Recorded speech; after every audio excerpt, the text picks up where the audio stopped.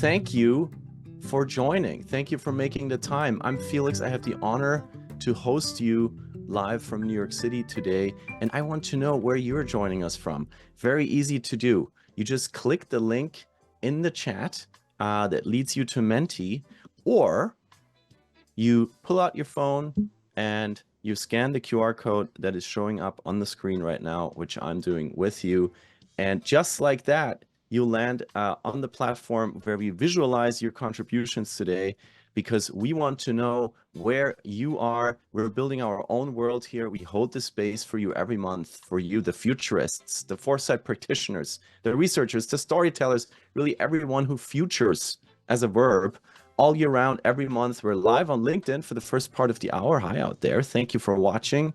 Breakout rooms will happen on top of the hour. I encourage you to leave your camera on if comfortable. Share your presence. You might also use the Zoom menu and switch on captions, even translated captions, thanks to AI.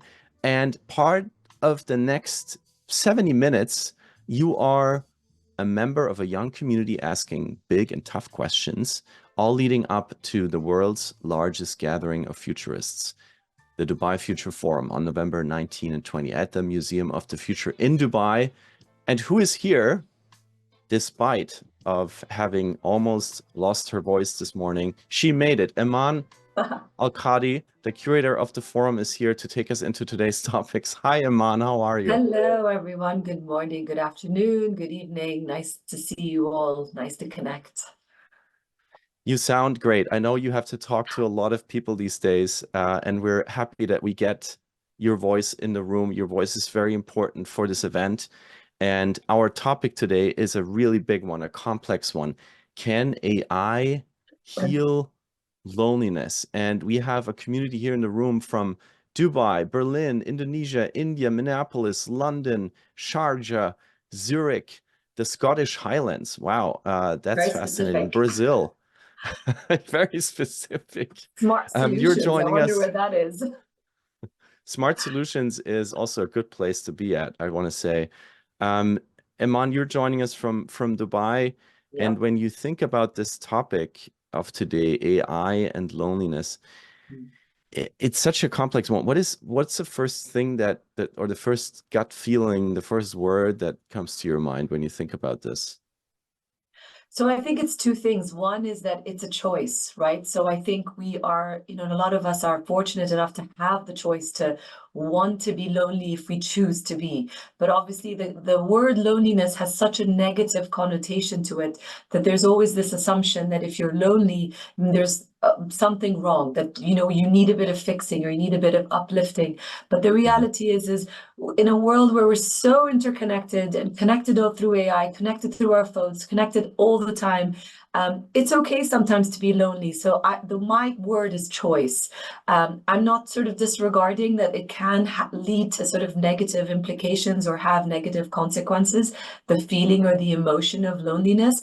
But I would like to suggest that there could also be a choice revolved around being alone or being lonely. Interesting. So choice is your word, and thank you, Iman. And you know what? I'll put this question to all of you right now. It's so interesting. AI and loneliness. What is the first thing, the first word, the first feeling that comes to your mind?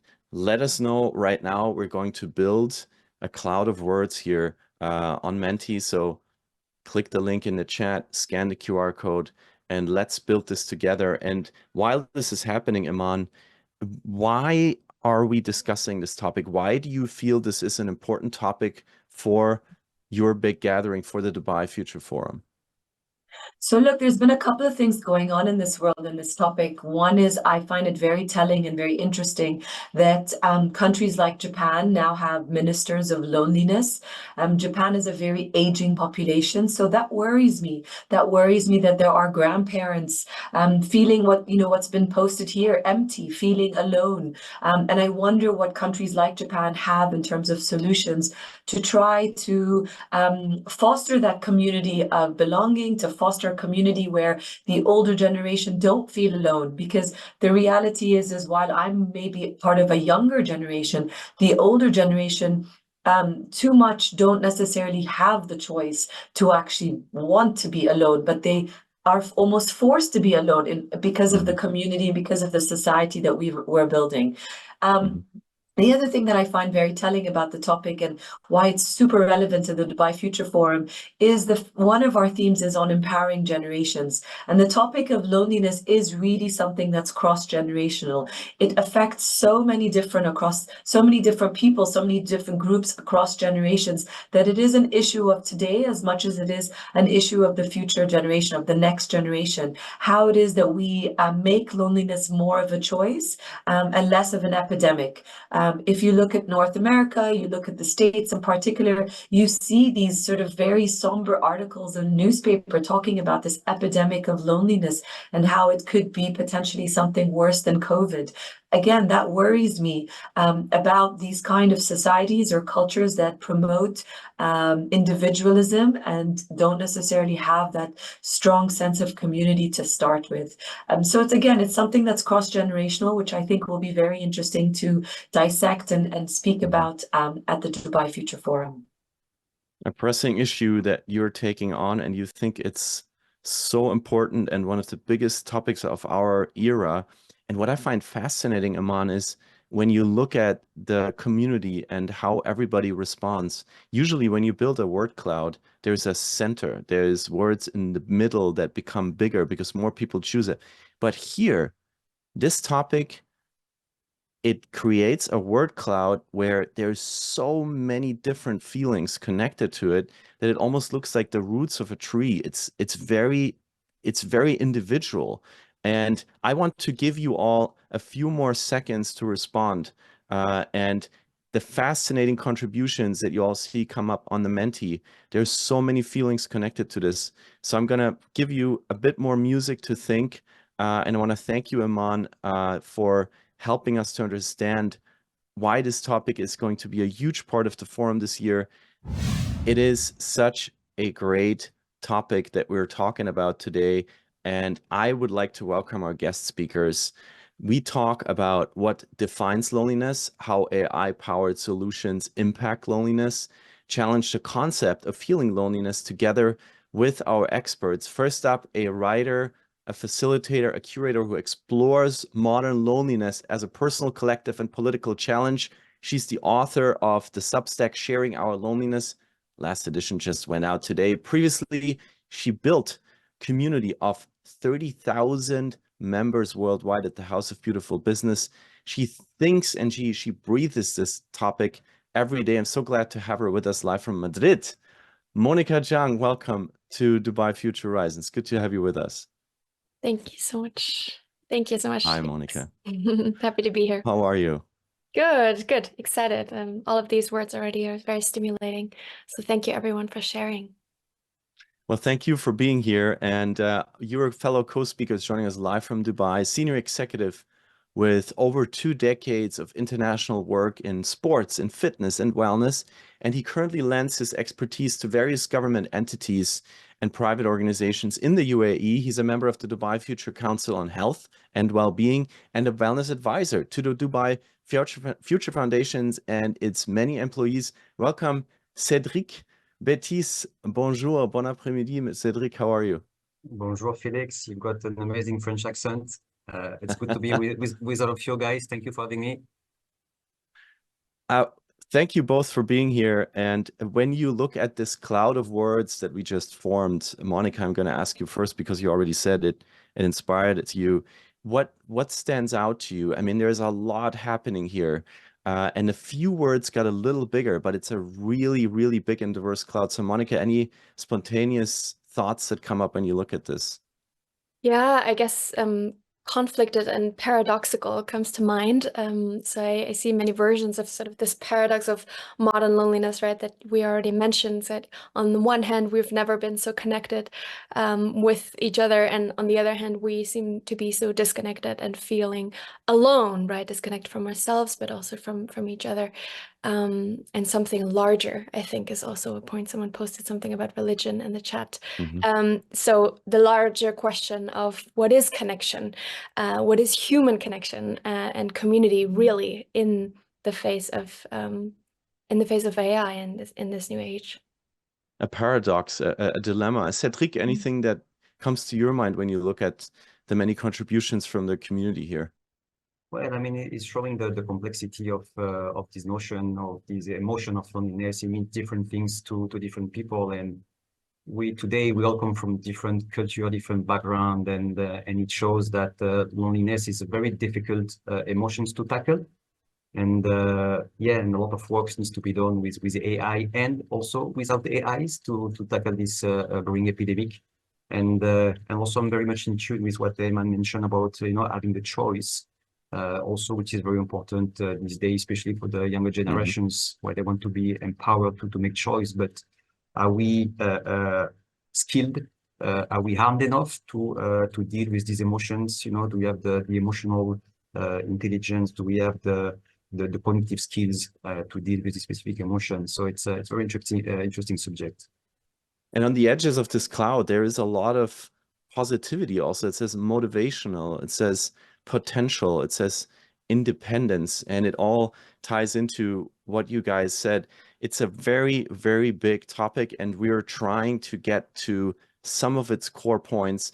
And one thing that we do on Horizons is we come together and we crash Zoom together. Now, after these beautiful thoughts from everyone, I think it's a good moment to do that. We'll ask every one of you to come on stage right now. We do that by switching off the spotlights, and everybody who can, please switch on your camera, switch on your microphone. You heard that right.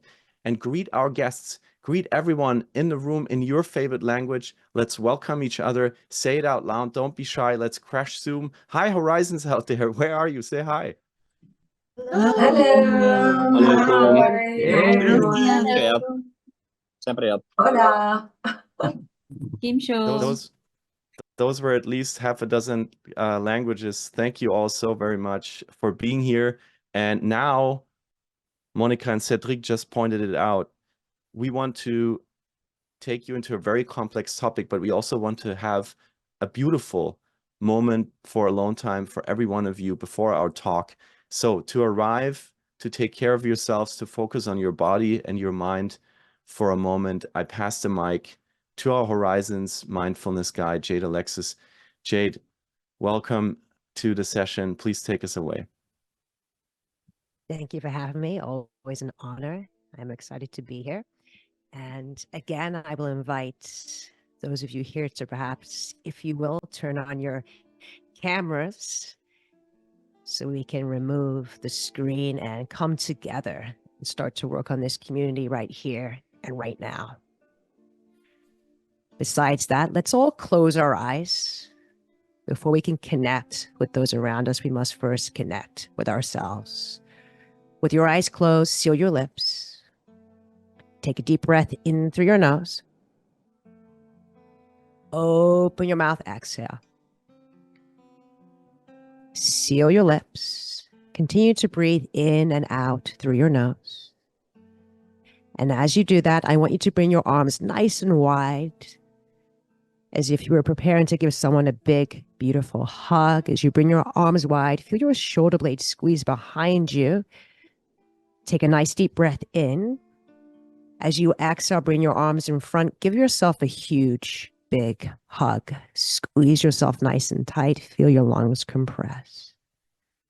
As you inhale, open your arms up. Feel your shoulder blades touch behind you. Beautiful. As you exhale, bring your arms in front. Give yourself a nice, big hug. Squeeze tight.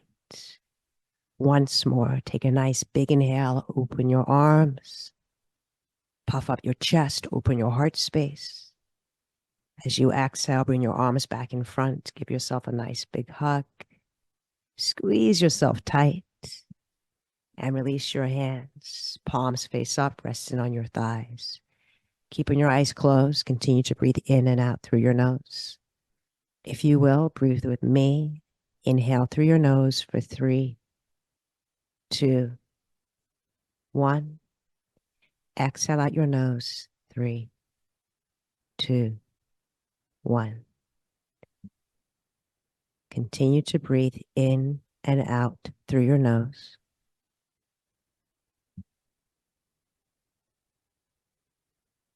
Start to tune into your beautiful mind. Think of someone in your community, perhaps someone here that you know in this Zoom room, someone in your neighborhood. Think of someone that you know and contemplate something nice you can do for another human being. Maybe a smile, a friendly hello, bringing over a fresh cooked meal, something small and simple that you can do for someone in your community.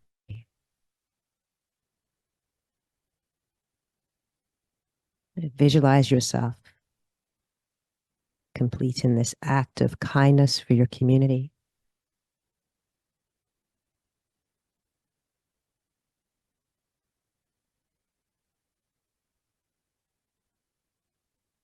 And once you've done that, place your right hand over your heart space, your left hand on top of that hand.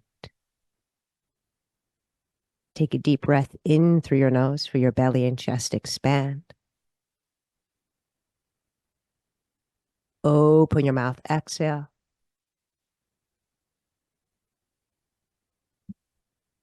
Allow your breath to resume normal. Notice how you feel. And you can open your eyes. Thank you for your time, your energy, your breath. And I pass the mic back to you. Thank you, Felix. Jade Alexis, thank you so very much, Jade. Dubai Future Horizons is here with the conversational part of the hour. Monica and Cedric, welcome to the stage. How are you feeling, you both? I'm feeling great, and I love the music. So this is great. We're gonna enter into the weekend, so you're putting me in a very good mood, actually. Thank you, Cedric. Yes, very important part of our hour. And, you know, what's also so amazing is so many of you are taking the time to be here live. And some of you took the time to send us questions while signing up. And these questions are informing the conversation that I'm allowed to have with Monica and Cedric right now. Actually, among the many community members that asked when signing up was Rosa Alegria from Brazil, who is in the room right now. Thank you, Rosa. Futurist from Sao Paulo, who asked, what is loneliness? And I looked at this question and I was like, that is the perfect question to start. So let me ask both of you, what is your definition of loneliness? And to make the question a bit harder, how do you quantify it? Monica, I'll start with you. Thank you. Loneliness. Yeah, I think that's the question. What is loneliness? And I do want to say loneliness is something I think that everybody can relate to because we are all intimately familiar with the sense of loneliness. And it is different for every one of us, which makes it so fascinating. So on one hand, it's very subjective and very personal, and on the other hand, it's collective. And loneliness is both an emotional, but it's also an emotional experience and a social state. So either, right, I'm lacking the social connections that I wish I'd had, but I don't. So I wish I had more friends in my life or more people that I can relate to. That's one thing. That's like the absence of those social connections. The emotional experience is a little bit more nuanced. It's kind of like, I have wonderful friends and people in my life, but I wish that these relationships would go deeper, right? I wish that people would see me more deeply, or I would be more intimate emotionally. And modern loneliness is what we all, I think, have seen in this cloud, right? This idea of the crowd individual. Someone said that, right? This paradox. And the last thing I would say is that the collective experience of loneliness is very much tied, right, to this individualistic culture that at least I would say, and I can only speak for, the European, maybe US, largely Western industrialized nations and cultures that have looked at more individualistic culture that is very much present there. It's sort of the I comes before the we, right? We have single households. We have this idea that, you have to be self-sufficient. we are work obsessed. We center our lives around work, not necessarily around relationships. And then there's, of course, technology, social media, and so forth that has contributed to the ways that we are more atomized. Yeah. Wow. So I'm trying to paraphrase the social state, an emotional state, and then the crowd loneliness, a new technologically infused state. So I'm trying to get close to what you said because it was so brilliant. Cedric, you look at this from a different angle than Monica, obviously. Have you found over your years of being a practitioner in the wellness space, have you found your own definition? Yeah, look, I think there is a lot of synergies and similarity with what Monica just mentioned. I think for me, loneliness is a complex and a very subjective emotional experience. It is subjective in nature because it's unique to each person, and this is based on a personal background, a culture, and our past experiences, good or bad, but also based on our own biology and psychology. Our body and our mind will have a very unique way to react or to deal with the causes that are triggering these specific emotions. Also, to be provocative, I could define loneliness as a luxury emotion for people living in modern society. But I cannot be that sarcastic as the roots of loneliness can be very profound and complex and ultimately can affect people from all around the world and irrelevant of their culture, or their age, or the background. So to me, if I can use an analogy, loneliness is pretty much when you look at yourself in a mirror and you see nothing. It's like a deep sense of emptiness. So this is the dark sense of loneliness. And it is a bit tricky to quantify that. So you mentioned how you're going to quantify loneliness. So, I mean, when you look at other emotions like fear, for example, fear can be measured with physiological or psychological markers. For instance, when someone experiences fear, and we all been experiencing fear to a certain degree, you will have your heart rate that will increase. You might have sweaty hands and so on. So these are physiological responses that are objective indicators of an emotional state. Unfortunately, to my knowledge, this hasn't been fully studied for loneliness. I think there are several measures or standardized measures or scales that have been created. One of them, I believe, is the UCLA loneliness scale that is widely used. But beside that, I think it's extremely challenging because it's so subjective and so unique to all of us.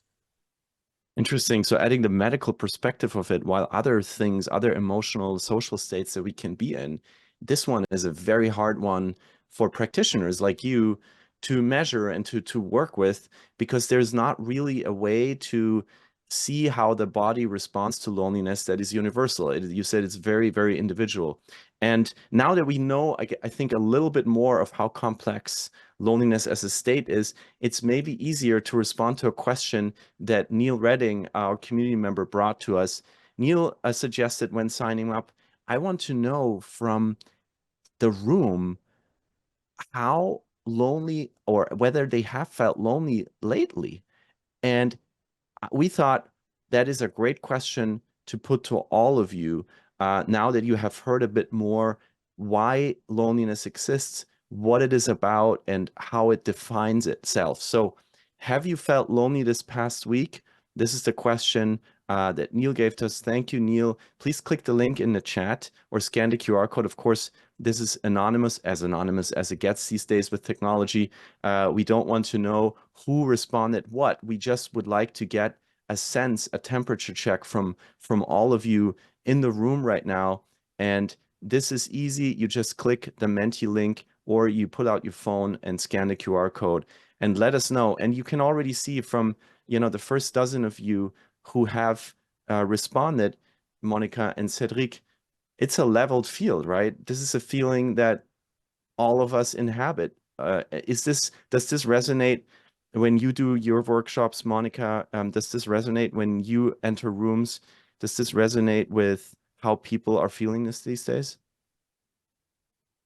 Yes, pretty much. And I think to be aware of my sense of loneliness is like the first step. So we're talking about something that is highly stigmatized, highly misunderstood, also connected to shame.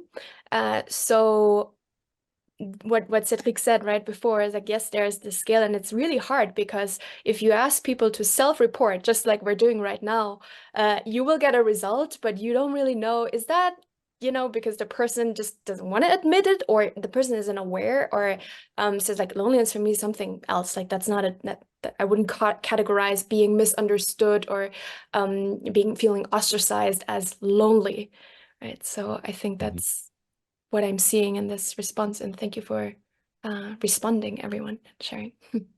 It takes some guts to say yes to this. And Cedric, in your practice, do you do these checks like you're doing now? Well, it's Dubai. It's very unique setup, and what I do here, it's very unique, dealing with high dignitaries, and there is still some stigma around that. So it's all about obviously creating specific relationship with people I'm interacting with. It's elevating the relationship on an emotional level so that we can have these open discussions.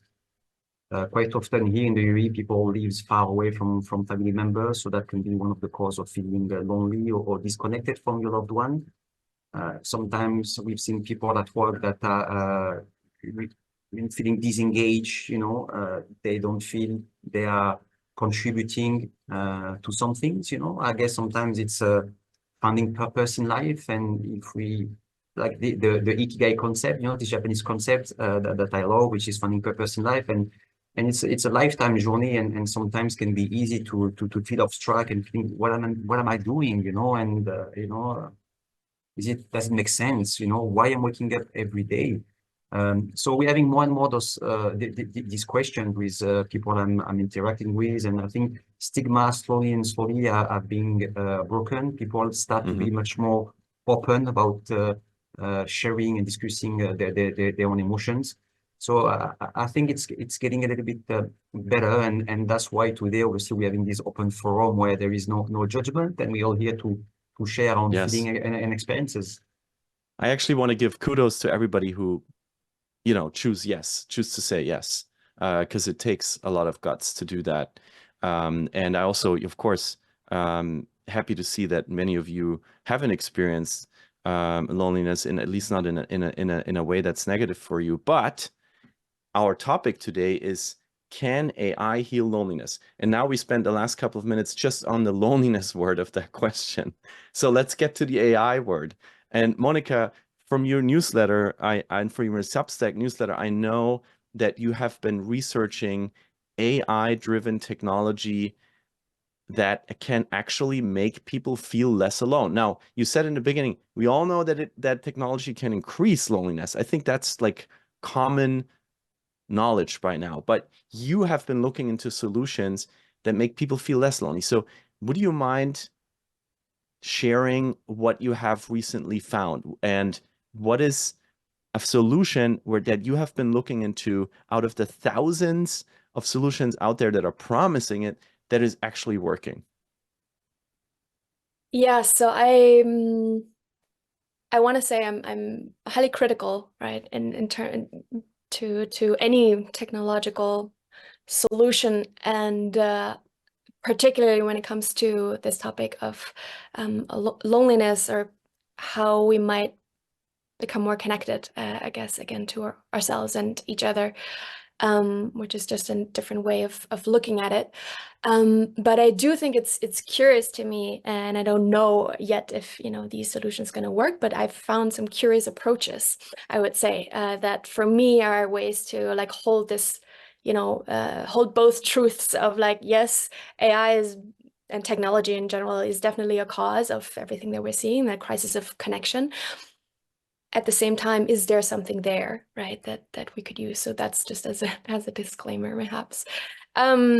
One thing that I've seen is Replica. Replica's probably will, some of you will know it. It's like a very popular AI companion. They have, I think, one of the largest user bases.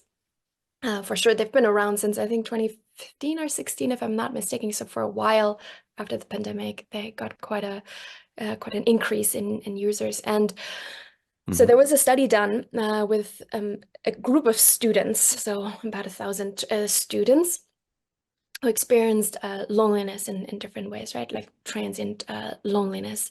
And what they found is that this AI companion with which you can talk, you can share, right? It like gives you advice, like they, as you will see, it's like an avatar. You can choose it. I'll just share my screen here to take a so we look can at it. look at it. Yeah. So you can personalize it, right, in a way. And people really talk about it as like, this is sort of kind of a friendship relationship, right?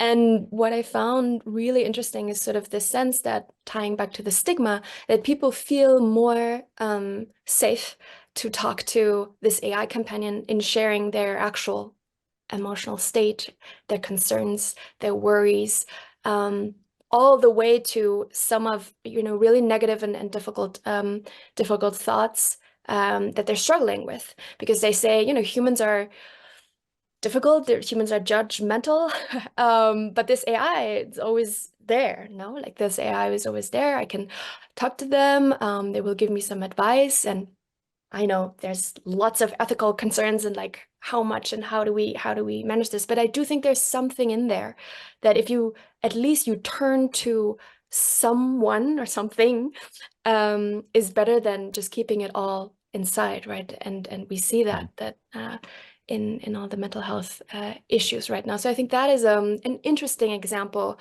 of how an AI companion can actually help, perhaps, in destigmatizing a little bit and giving emotional support to an extent, right? There's obviously a boundary there, but at least sort of give a little bit of a way into a conversation. And then another aspect, I guess, is more like AI as a coach or a trainer for pro-social skills, if you will. So pro-social skills in the sense of how can we look out for each other more, right? In this individualistic culture where we all just are so busy and so focused on what we're doing. It's like, how can we make sure that we are actually aware also of the people that we live with in the city, in the neighborhood, but also in our social circles, and train sort of the sense of being empathetic, being more compassionate. There's an app that I've been testing for a month now, which is called Up Being. It's a Canadian app, and it's basically just helps you to check in 1 or 2 or 3 times tops a day. Doesn't take longer than 30 seconds. Yeah. And check in how you're feeling. How are you feeling right now? I'm feeling this, I'm feeling that. And then the beautiful thing is that you can invite your close friends or family members, whoever you would like, and then you can check in on them.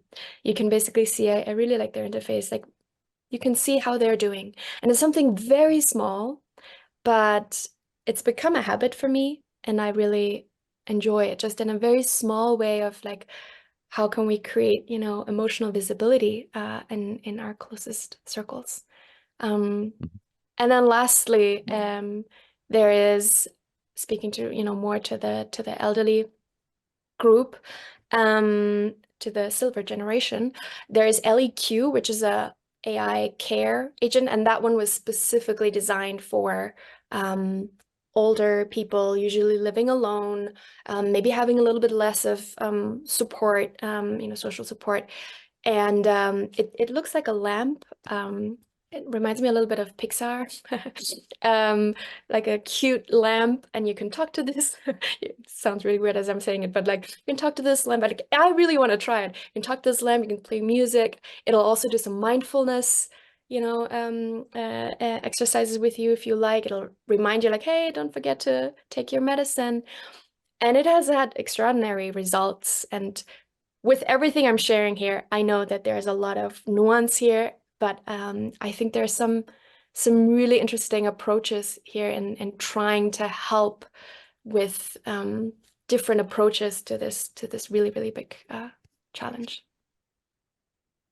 Thank you so much for sharing this. And of course, disclaimer, we're not endorsing any of these technologies, but you're researching these and you're trying them out, and you're putting yourself out there, writing about it in this very, very complex environment. So thank you for sharing these 3 examples. I think it ties in a bit with what Johannes asked in the chat. Such a big umbrella term, these 2 letters, AI, what different expressions of AI could have different applications. I think we have now seen 3 examples that have very different applications. And I also love what Karim put in the chat. AI sounds a lot like, hey, it's a call towards oneself. Thank you for that, Karim. Cedric, you have the wellness industry as the field you spend most of your time in these days. Are there any AI-driven applications for, I want to say, navigating loneliness that you have seen that resonate with you? Well, AI is clearly disrupting the broader wellness industry, but fighting loneliness is still not very high on the agenda. The global wellness economy has been valued at $5.6 trillion in 2022 by the Global Wellness Institute. And this includes larger sectors such as beauty, physical activity, wellness tourism, and so on. Mental wellness, which include loneliness, represent only $181 billion, which is pretty small compared to the other segment. But it is a growing sector. And obviously, wellness is a business. So where there is demand, offers will be created. And with the growing epidemic of loneliness, we should see more and more AI-driven solutions being developed in the years to come. As of now, the biggest AI innovations can be seen in healthcare mainly, with precision medicine or medical imagery or telemedicine. Another example that we all very familiar with can be around wellness and lifestyle, AI-driven wearable device or health apps, that can provide all those real-time information about, our vital signs and offering customized guidance or programs. We are also familiar with Headspace and Calm, those great meditation and mindfulness apps. So these are some of the key applications of AI in wellness broadly. But again, the economic of developing solutions for the specific emotion, which is loneliness, is just emerging. And money, investment, startup are focusing in different directions at the moment. And Cedric, I'm going to stay with you here for a second, because I think what is coming up in the chat and what is also very relevant for our topic is the bridge. We have now looked at these AI solutions that you both mentioned, but I guess the really big question is, and Monica, I'm actually stealing this from you and the writing you have done. How can AI help or prompt us humans to become more pro-social, to develop pro-social capacities? How can AI actually help us to be in real life, to meet in real life, to navigate loneliness in real life, and not just always have the digital only experience? And Cedric, from preparing the session, I know that you have been looking into this. So are there, in your region of the world, are there sort of new pro-social IRL in real life movements that maybe have started online and have started with AI support, but are now enhancing the society there, inspiring you personally? Monica, should you start with your first question for you? You go ahead. You can okay. go ahead. Well, Thank you. Okay, so I mean, for a movement that started online or in the social media world and that has been translated into a real life movement, I can share an interesting example in fitness, which is CrossFit. I'm not sure if you're familiar with CrossFit, but in short, it's a high intensity fitness activity that's being done as a group, irrelevant of your age, gender, and fitness level. And actually, CrossFit promotes a strong sense of community and camaraderie among participants. And it's often called the CrossFit community. That's become the words now. And CrossFitter, that's how we call participants, are often very engaged in the digital, but also in the physical world. They are actively participating in many activities, group chats, group workouts, competitions, challenges, and so on. So it is actually a very inclusive and supportive community that is gaining popularity globally. So CrossFit is a great example as a small group of people training together, connecting socially created this global fitness revolution. And actually, CrossFit became a sport because of this popularity. So from being just a fitness activity, it became an international sport, which is fascinating to me. Another example that I can use still in the sports world will be paddle tennis. That's another very interesting movement. Paddle is the fastest growing sport in the world, and it's literally booming in Dubai, mainly due to the support and the vision of His Highness Crown Prince, His Highness Sheikh Hamdan bin Rashid Al Maktoum, which is an active paddle tennis player. And paddle centers are popping up on a monthly basis here in Dubai. It's easy to play. It's very social, as you need to play with a partner, and it's becoming more and more accessible. The challenge with activity like paddle was to find partners to play with you. But now there are great digital solution app. One of them is Playtomic that connect people to play paddle together based on your level. So you can choose, I'm an expert, I'm a beginner. You can choose the location where you want to play. Obviously, you can choose the date and the time, the number of hours, and so on. So basically, you could book a game of paddle with total strangers. You need to be four to play paddle. So you will be able to meet amazing people, and that could be at the start of a friendly relationship. So these are two examples of sports that are very inclusive, social, mainly gaining popularity via exposure on social media, while connecting people in real life with the support of digital platform.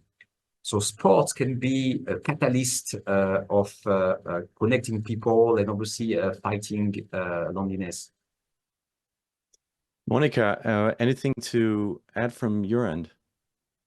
Yeah, I just want to also comment on what's been going on in the chat. I'm like reading in parallel, and I just wanted to acknowledge that because it's I personally resonate with it a lot, right? That's exactly the conversation that we are trying to have here. Is not about the replacing narrative, which is just not helpful, but how could we, right, collaborate, co-connect, and how can AI actually support certain parts and certain target groups and people. And it's not about sort of comparing, is the AI better and more emotionally intelligent than a human? Like that's not, I think that it's not helpful, the conversation overall. Just wanted to acknowledge that. I love those sports examples. Paddle is also huge here in Madrid, in Spain, like people love it. It's just so easy.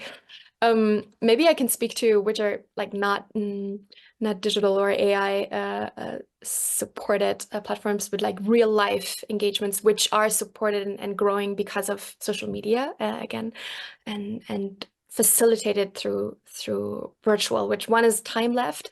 It's a dinner matching platform. So you meet with 5 strangers, you get matched, you don't know who. But you get, on the day before, you will know the restaurant, right? The place, the time, and some statistics about what zodiac sign are the others randomly. I mean, for people like me, I'm like, great. Others will be like, why? The nationality, I think, and then not the age range, but I think the gender balance. They try to balance that in the language, and then you meet. You have a dinner with strangers in real life. So that's great. And then there are 2 things I want to shout out, that the reading rhythms in New York City, reading parties in real life, like people go and read together, and the offline club in Amsterdam, which has been getting a lot of attention also through social. So you throw your phone out of the window and then you come together to knit, to chat, to just sit there, to connect with people, right? And not be on your phone. I think that's the ultimate lonely experience, is like being in the metro, looking around, and everybody's just like this, including myself. Yes, that's interesting. And then there's some interesting like walks, like movements of like people just meeting for a walk on a Sunday. It's like so simple, but like every Sunday we meet in this park and then we go for a walk around the city, and it's like hundreds of people going, right? In New York, I think as well. I've seen it in other cities too. So yeah. Fantastic. We've been trying to catch up with you both in the chat, sharing these links. And Neil just asked, please put them in the WhatsApp group. Yes, Our WhatsApp community is there for you to connect beyond today's session.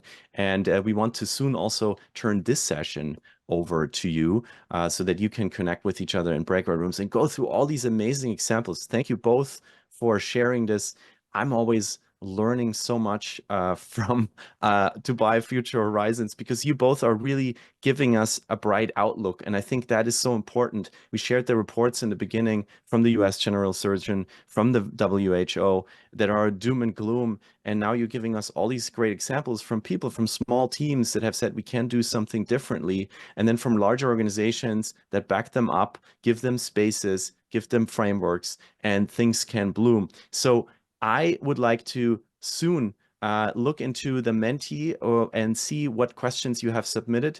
Liz was just so kind to share the link again in the chat, because we would like to take a few minutes to just look at what you guys would like to know. And I want to say, for me, to moderate this particular session is a huge challenge because of the fractions that are happening, because of the many things that people are asking themselves, because of the many different feelings that come up when you think about this topic. And I would like to look into the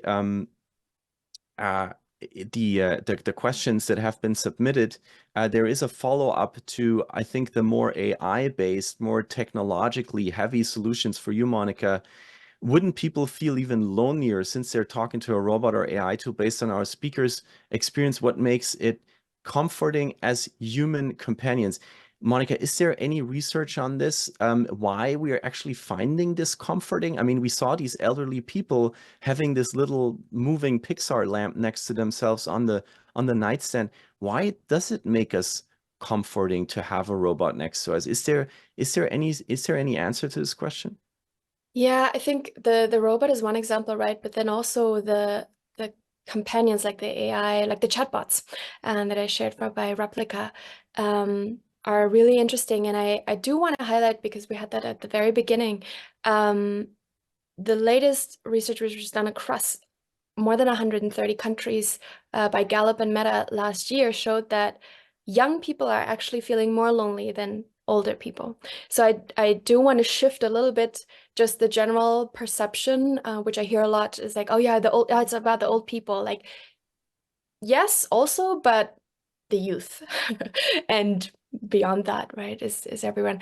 I think there's something, just from what I've been reading and looking at different studies, what people find in talking or being with AI, right? There's something comforting to know that you can share something very intimate, maybe even, again, shameful, something where you don't quite know how to talk about this with your friend.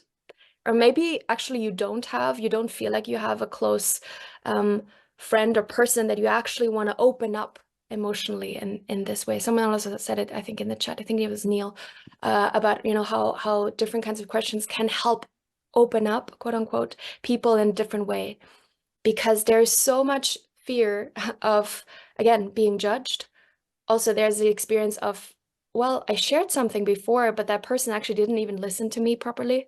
They just made a case for their own story, or they gave me advice that I was not looking for, right? How do we listen to each other, really? Again, like, is sort of the question that is beyond that. So I think there is something really helpful about that, to come to an AI and know, again, they're reliable because they're always there, and then also get good advice. And of course, there comes the question, like, how do we design this AI in a way that it is soft enough, that it is human enough, and at the same time doesn't cross the boundary of that we become so attached that we're like, okay, I don't need any real friends. I'll just be with my, AI, with my AI buddy forever.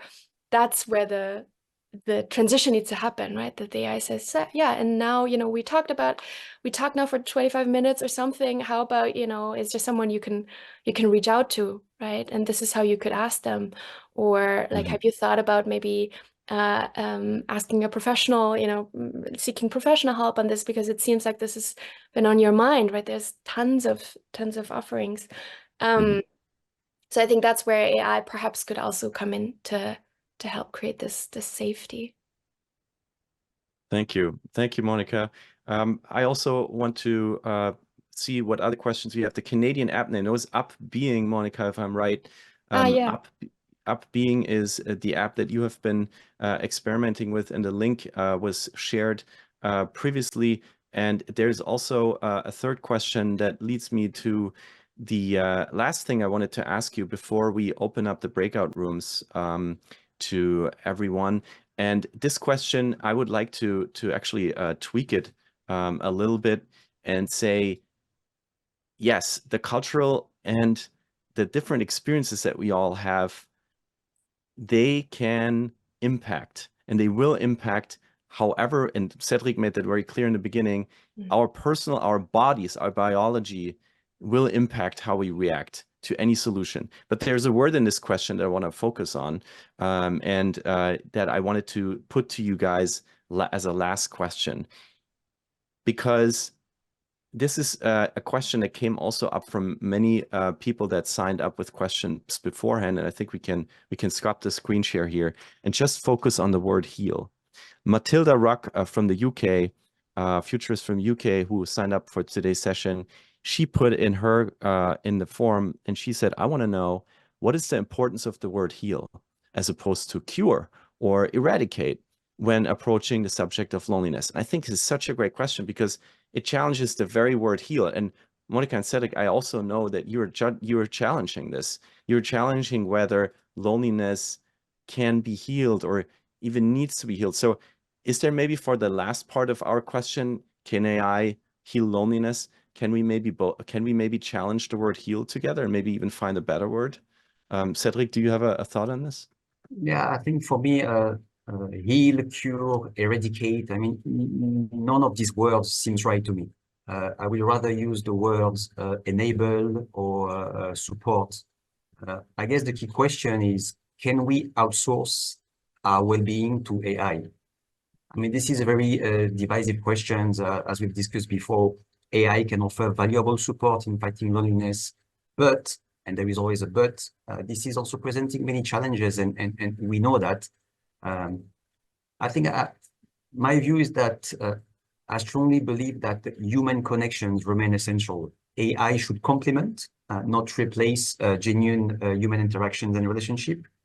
We are social creatures, and in my humble opinion, it is essential to nurture meaningful relationship with real people and also foster a sense of community or a sense of belonging.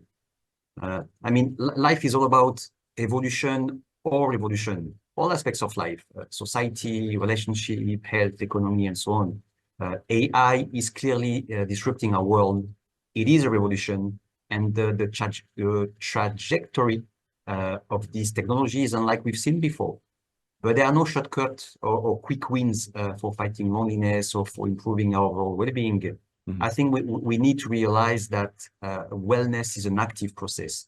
It is a personal evolution that can be enhanced with the power of AI, but I don't believe that wellness can be outsourced. Wow.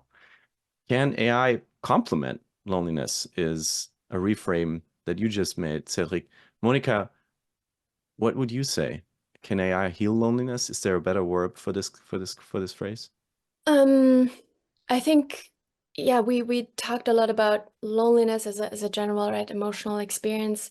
And the majority of us do feel loneliness, or the way that I'm speaking about, right, modern loneliness as a thing that comes and goes. At the same time, there are people who are experiencing chronic loneliness, right? And it has effects on health, both mentally and physically. So I do think if we talk about that aspect, there's a different approach needed, for sure. Overall, exactly what Johannes just said, AI can help heal loneliness. That would be my framing, probably. I like this idea of healing more than curing or eradicating. I don't think it is solutionism or, especially techno-solutionism that is going to save us. No, I don't think so. I also, don't believe in a cure, right? We're not looking for a loneliness pill, because loneliness is a human experience, part of a human experience, and can prompt us even to come in touch with what we long for. Right? When in the moments of loneliness, we're like, yeah, I am longing for connection, but what kind of connection? With whom? What kind of relationships? Is this not enough what I have? But why? Right? Like all of these questions. So healing, not as an individual approach, but like a collective healing, I think is what is mostly needed, to be honest, in this world. And loneliness is an underlying, hidden, but now more and more visible dimension of it, but it's not the only one. And I would love to see that, you know, we come back to a sense of a community-centered way of healing, right? Which is not, I'm going to the therapist by myself, which is also fair and fine, but like, how can we actually come together and through that find healing, through those relationships, through relying on each other again, through watching out and being like, hey, are you really okay? Right? Rather than all of us sitting in our rooms behind our screens, talking to replica. I mean, that would be a more beautiful outlook for me, at least. What would you like to leave us with today, Cédric and Monica? Your final words for the hour. I'm putting you on the spot for one last time. Cédric, would you like to start?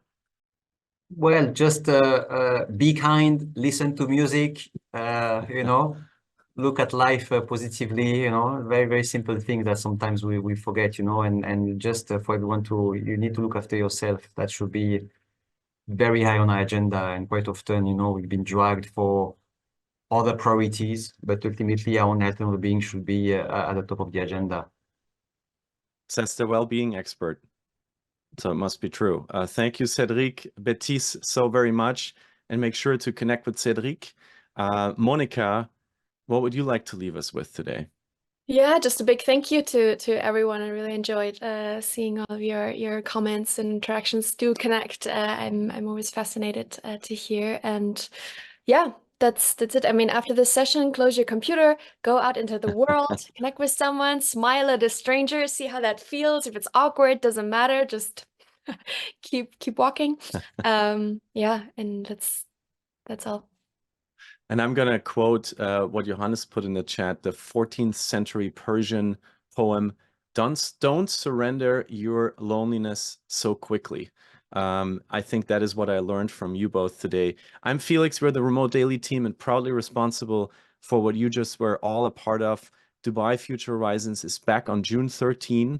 And the Dubai Future Foundation is making this all possible. Thank you guys a lot. The Dubai Future Forum is coming up in November. You can register now. Thank you. This was Dubai Future Horizons. Bye-bye.